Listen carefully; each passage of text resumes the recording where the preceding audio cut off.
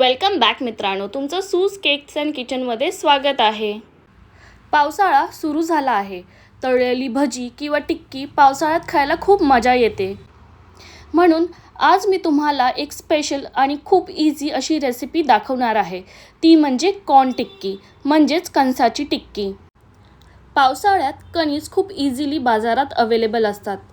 चला तर रेसिपीला सुरुवात करूया। इथे मी 1 वाटी कणसाचे दाणे घेतलेले आहेत। हे कणसाचे दाणे आपण स्वच्छ पाण्यात धुवून घेणार आहोत।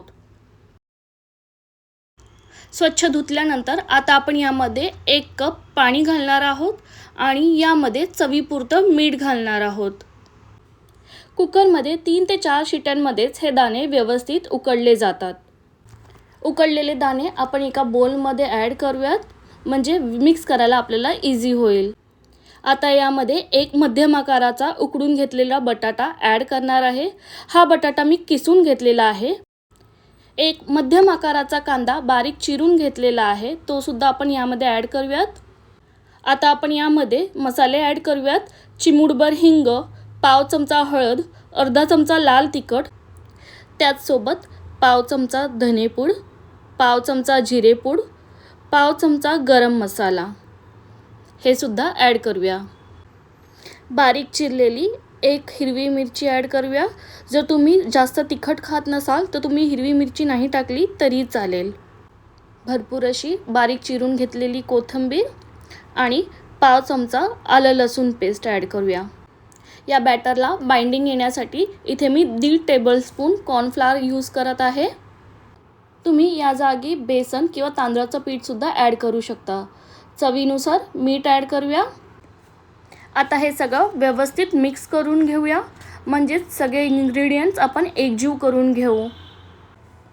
जर तुम्हाला वाटलं तुम्ही ह्याची टिक्की बनवू शकत नाही, म्हणजे ह्याला बाइंडिंग येत नाही आहे, तर तुम्ही अजून 1 चमचा याच्यामध्ये कॉर्नफ्लॉवर ॲड करू शकता। चला तर आता आपण कॉर्न टिक्की बनवूयात। यासाठी हाताला थोडंसं तेल लावून घेऊया, म्हणजेच आपलं बॅटर हाताला चिकटणार नाही। तुम्हाला आवडेल त्या साईज आणि शेपमध्ये तुम्ही कॉर्न टिक्की बनवू शकता, पण शक्यतो मध्यम आकाराच्याच टिक्की आपण तयार करूया, जेणेकरून ते फ्राय करताना व्यवस्थित आतून आणि बाहेरून फ्राय होतील।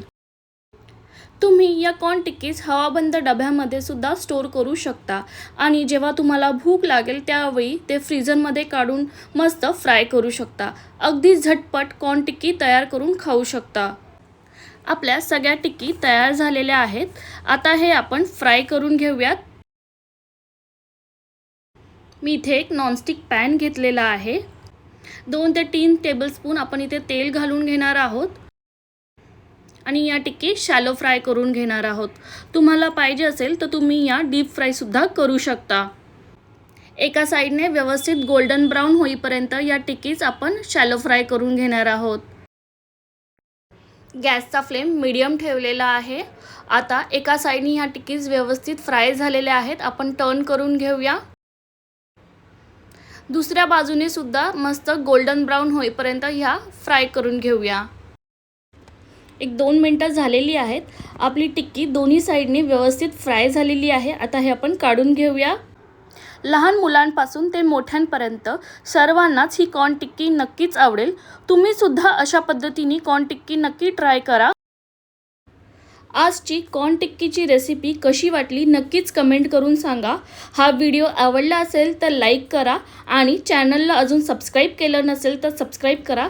पुन्हा भेटू एका अशा नवीन रेसिपीसोबत। धन्यवाद।